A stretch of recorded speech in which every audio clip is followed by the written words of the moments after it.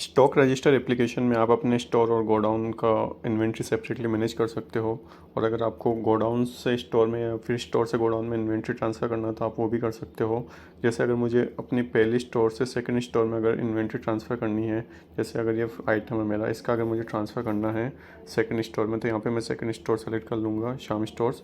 अब जो भी क्वांटिटी मुझे इस आइटम का ट्रांसफ़र करना हो, क्वांटिटी एंटर कर दूँगा। और अगर मैं चाहता हूँ कि जो रिसीविंग स्टोर है उसमें भी अगर उसका इन्वेंट्री अगर ऑटोमेटिकली स्टॉक इन हो जाए, तो इस पे ऑटोमेटिक पे चेक पे क्लिक करके मैं यहाँ पे इसको सेव कर दूँगा। अब आप देख सकते हो कि यहाँ पे जो स्टॉक आउट पहले 6 था, अभी वो 16 हो गया है। और जो रिसीविंग स्टोर है उसमें भी चेक कर सकते हैं कि उसमें क्वांटिटी यहाँ पे आ चुका है। इसमें देखिए आप यहाँ पे 15 हो चुका है। तो आप यहाँ पे देख सकते हो कि अभी 1:32 का एक एंट्री हुआ है 10 पीस स्टॉक इन का। तो आप यहाँ से इजीली स्टॉक ट्रांसफ़र कर सकते हो।